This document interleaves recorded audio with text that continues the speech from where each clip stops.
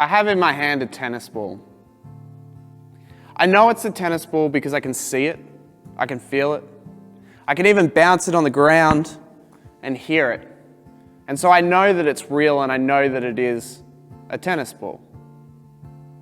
And in 1 John 1, John is trying to prove that Jesus was real, that he was a real human being. And so he talks about the fact that the disciples could touch Jesus, they could hear him, they could see him, that he was real, a real person. But he wants to make this perfectly clear that Jesus was the word of life. Now, words are really important, and in a lot of fiction, words hold power over what they mean. And in a lot of stories, words hold power more than just the name of something. It controls that very thing. And in Greek culture, they believed that the word was part of this underlying logic that held the whole universe together. It was called logos, the word. And it was this word that 1 John 1 says is the word of life. And this word of life comes down in human flesh as Jesus. He is the incarnation of the word of life. He is not talking about life.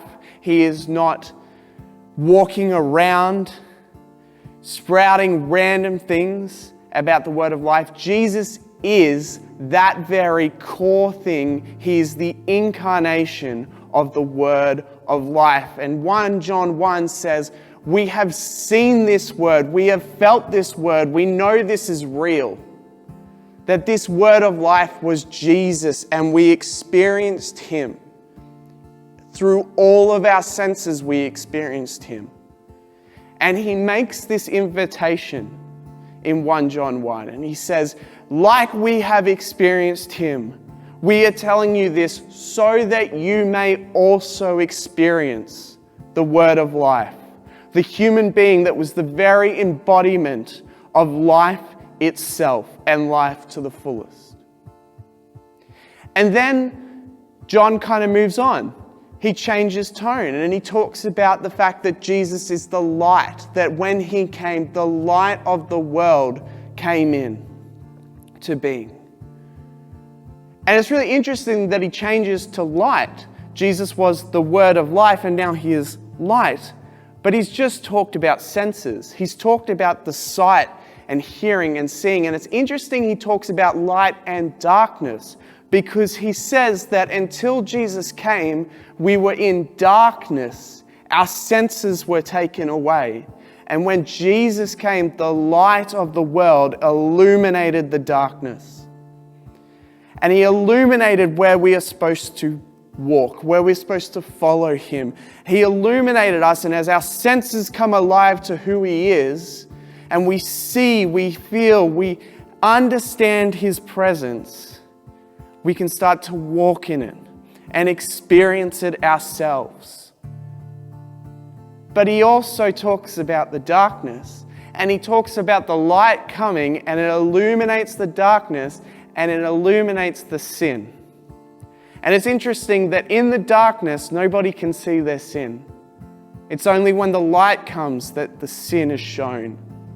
And it becomes our choice to either walk in the light with all of our senses alive, or to walk in the darkness with our senses dulled, unable to see where we're walking away from him.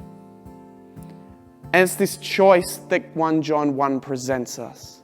That the word of life came to illuminate, yes, our sin, but illuminate a place in which we can experience to the fullest sense of the word, Jesus Christ, the word of life.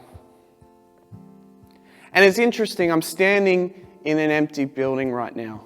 I'm standing in an empty church. And this is kind of normal for now, but as it is, there's no one in the seats.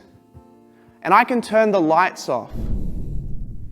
And it can go dark and I can dull my senses and I can choose not to see, and it feels like it is nothing, that this is just a building.